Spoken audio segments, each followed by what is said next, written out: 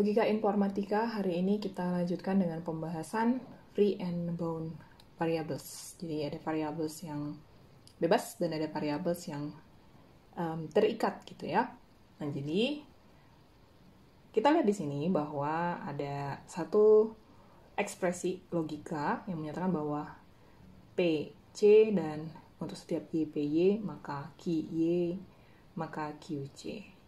C di sini adalah satu konstan dan formula ini adalah sesuatu yang benar gitu ya.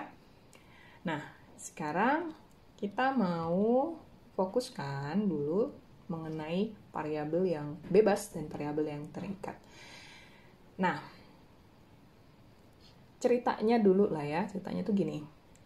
Hal-hal tersebut akan menjadi lebih rumit kalau misalnya kita mendefinisikan secara formal formula tersebut gitu ya dengan satu pemodelan. Terutama pemodelannya itu nanti yang melibatkan adanya quantifier. Ya, jadi misalnya dia seperti ini untuk setiap x, px maka qx dan sx y. Gitu ya. Nah, dalam hal ini ada beberapa hal yang harus diperhatikan. Yang pertama adalah bahwa quantifiers, baik itu quantifiers yang universal maupun quantifiers yang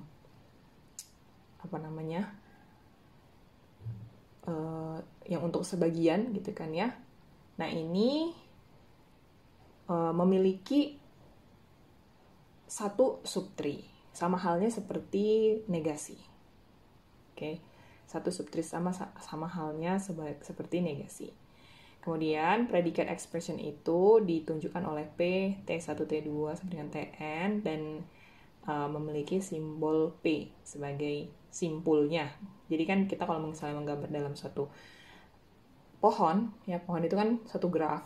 Graf memiliki simpul dan memiliki sisi. Nah, jadi P-nya itu adalah sebagai simpul dalam hal ini dan nantinya P itu akan memiliki banyak subtree, subpohon.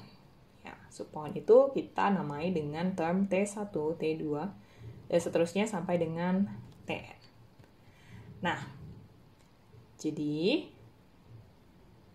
kita akan melihat bahwa variabel itu akan terjadi di dua tempat, ya kan?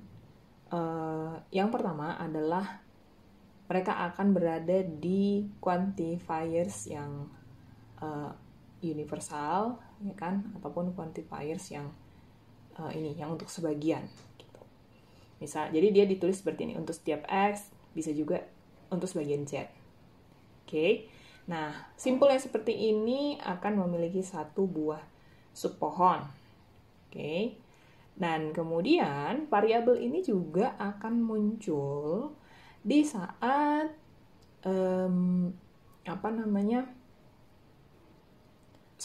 variabel yang muncul di ujung itu tadi kita sebut dia sebagai daun.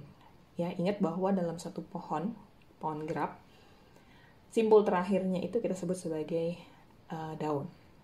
Oke. Nah, sekarang ada beberapa hal prinsipal yang harus kita perhatikan bahwa yang untuk pertama di gambar 2.1 kita mempunyai 3 buah daun untuk simpul X. Perhatikan di gambar 2.1. Mana tadi dia? Gambar 2.1. Ups, kayaknya belum digambar ya. Belum muncul. Ini 2.2.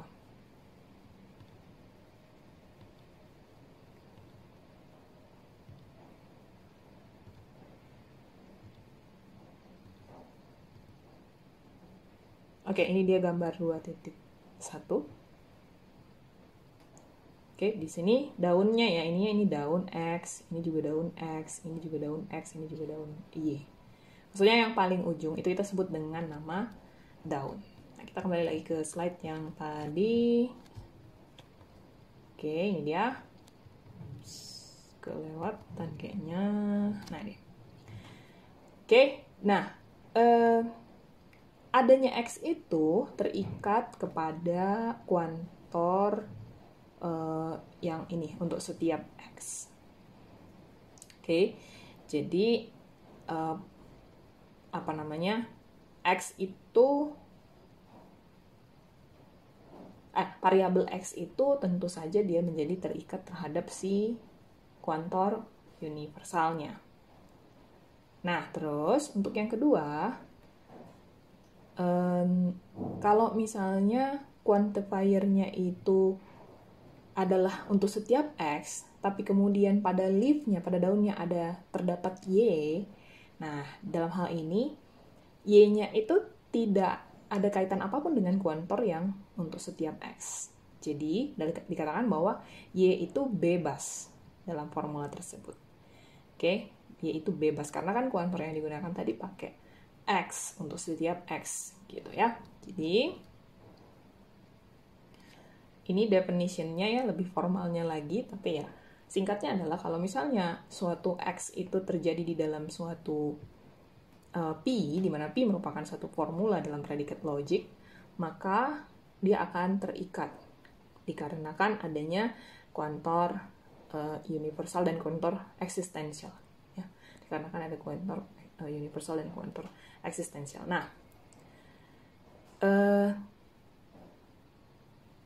kalau misalnya si X ini terjadi di dalam P, maka dia akan terikat jika dan hanya jika skopnya itu melibatkan kuantor, baik itu kuantor yang eksistensial, baik itu kuantor yang universal. Nah, misalnya dia seperti ini. Untuk setiap X, PX, maka sebagian X, QX. Oke, is PX adalah PX. Oke. Nah, dan bisa aja ya sebuah variabel itu terikat dan juga bebas di dalam suatu formula, gitu, bisa aja. Nah, tapi di sini saya punya formula ya untuk setiap X, dan untuk setiap X, PX dan QX, maka negasi PX atau QX. Nah, dan ini bisa lebih jelas di gambar 2.2, nanti kita lihat juga gambar 2.2 seperti apa. Kita lihat di sana bahwa dua daun X sebagai subpohon dari kuantor universal itu terikat karena mereka ada di bawah kuantor ini untuk setiap X. Oke, di mana ya gambar 2.2? Kayaknya saya punya. Oh, di sini dia. Ini dia. Ini X-nya ini dia dua-duanya terikat. Oke, karena di bawah kuantor universal untuk setiap X. Tapi X yang ini dia bebas karena dia tidak ada di bawah kuantor apapun. Gitu ya, maksudnya penjelasannya. Nah, jadi satu daun itu bisa di bawah scope ya dari quantifier atau bisa juga tidak. Nah, kalau variabelnya itu kita ambil satu per satu, gitu kan, dia itu harus antara satu bebas ataupun terikat, dan nggak bisa kedua-duanya dalam satu waktu yang bersamaan. Jadi bedakan dengan yang di sini tadi dibahas ya. Yang di sini tadi dibahas dia bisa bebas, bisa terikat di dalam suatu formula. Tapi kalau di dalam penggambarannya gitu kan, itu nggak mungkin satu variabel itu bebas dan terikat juga gitu. Oke, jadi harus dipisahin gitu loh, variabel yang bebas dan variabel yang terikat itu bagaimana kalau dia terikat karena adanya kuantor. Oke, kuantor yang universal ataupun kuantor yang eksistensial. Tapi kalau dia bebas karena tidak ada kuantor, kalau kita ambil ke atas ke sub tree-nya yang ke atas, sub pohonnya ke atas. Oke, next. Nah, kita membahas yang namanya substitution. Substitution ini menggantikan ya. Dan secara singkat kita boleh katakan bahwa kalau mau mensubstitusi variabel gitu kan ya, kita harus perhatikan bahwa formula yang diberikan itu akan menggantikan X. Formula yang diberikan akan melibatkan penggantian X di dalamnya, dan itu akan menyebabkan formula tersebut menjadi suatu term. Dan dalam hal ini tidak boleh merupakan ekspresi predikat. Tidak boleh merupakan ekspresi yang berupa predikat. Nah,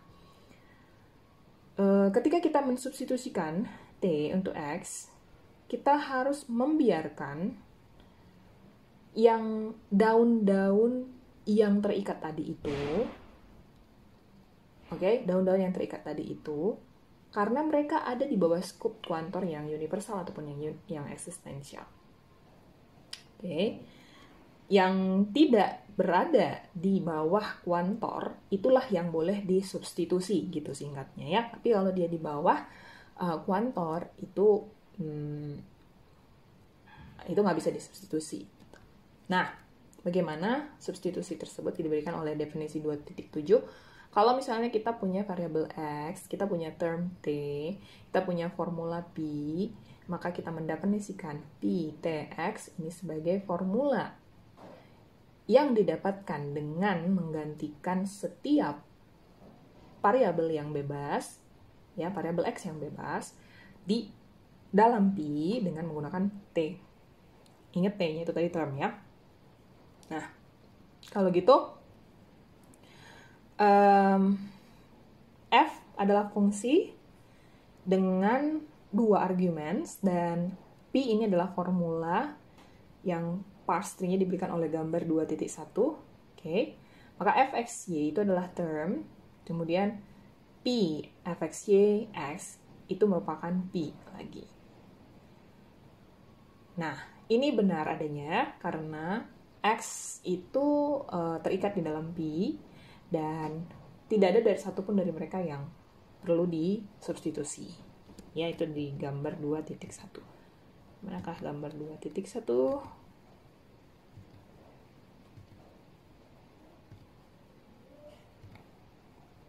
Kayaknya ada di sini ya. Nah, ini ya. Jadi nggak ada yang perlu disubstitusi di sini X-nya. Nah, sekarang kita kembali lagi ke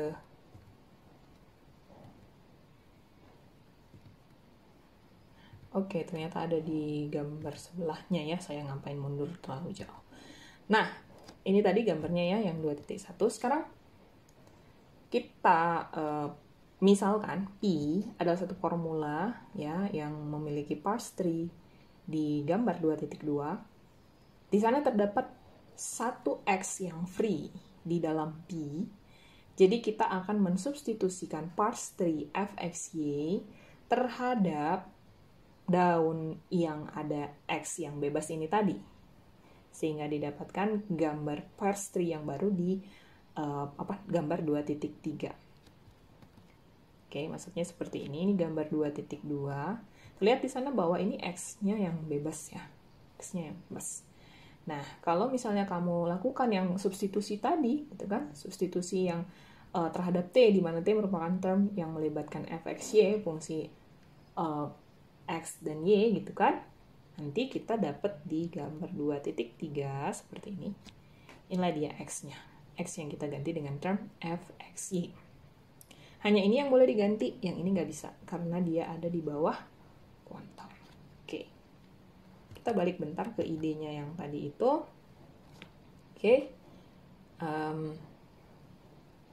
X yang terikat itu tidak bisa di substitusi tentu saja, dan ini hanya terjadi pada X yang free. Nah, kita ke pembahasan yang selanjutnya. Terkadang ada juga saat-saatnya ada hal yang harus dihindari. Ada saatnya hal ini harus dihindari. Seperti apa itu? Maksudnya gini. Ada substitusi P TX ya, di mana ada term T dan term T ini melibatkan variabel Y di dalamnya.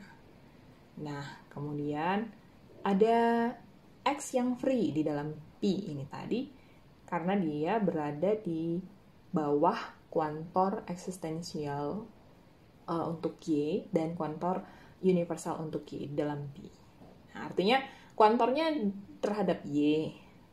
Terus kamu di bawah di formula itu kamu punya X dan X-nya itu free, X-nya itu bebas.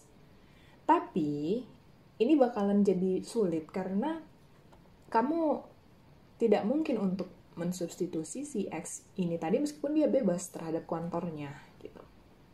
Oke. Jadi kondisi seperti ini haruslah dihindari. Gitu ya. So, di definisi 2.8 diberikan ada term T, ada variabel X, ada formula P. Kita katakan bahwa T ini bebas dari X di dalam P. Apabila tidak ada daun X bebas di dalam P yang berada di bawah skup kuantor universal Y ataupun kuantor eksistensial Y. Nah, jadi ini baru boleh. Kalau kayak gini keadaannya baru boleh dilakukan yang namanya substitusi. Gitu ya. Oke, ini sebenarnya penjelasan lebih lanjut saja gitu kan. Kalau misalnya diberikan ada parse tree untuk P, kemudian ada parse tree untuk T, boleh dilakukan yang namanya substitusi TX di dalam P untuk mendapatkan formula PTX. Boleh. Nah, untuk yang dikatakan T itu bebas dari X di dalam P, ini berarti bahwa variabel yang berada di dalam daun-daunnya itu tidak menjadi terikat apabila ditempatkan ke dalam parse tree yang lebih besar yang melibatkan ini, si formula PTX. Oke. Di gambar 2.3, T ini free untuk X di dalam P dikarenakan daun baru ya dari variabel X dan Y untuk T itu tidak ada di bawah quantifier apapun yang melibatkan baik itu X atau Y. Oke. Di gambar 2.3 ya, kita lihat dulu 2.3-nya tadi. Nah, seperti ini. Oke, ini kan nggak melibatkan kuantor apapun, quantifier apapun kan di atasnya. Jadi inilah yang boleh diganti gitu dengan term fxy. Oke, nah sekarang di gambar 2.4 nanti kita lihat gambarnya. Misalkan ada P ini merupakan ya formula gitu kan ya. Terus udah gitu ada T, lalu diberikan fungsi f, y, y. Occurrences dari si X di dalam P itu bebas. Occurrences dari X di dalam P itu bebas. Nah, tapi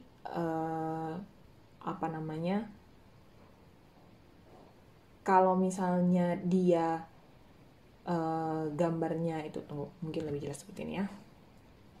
Oke, occurrences dari X yang ini kan dia free. Oke, tapi kalau yang ini, yang di sebelah kanannya, occurrences dari X ini, dia tidak free. Oke, karena dia di bawah kuantor, meskipun kuantornya kuantor untuk Y gitu kan, tapi tetap aja dikatakan ini tidak free. Dalam hal ini, kalau begitu, yang boleh diganti itu adalah X yang di sebelah kiri. Yang ini. X yang di sebelah kiri boleh diganti. Tapi kalau yang sebelah kanan itu tadi nggak bisa diganti gitu. Oke. Nah,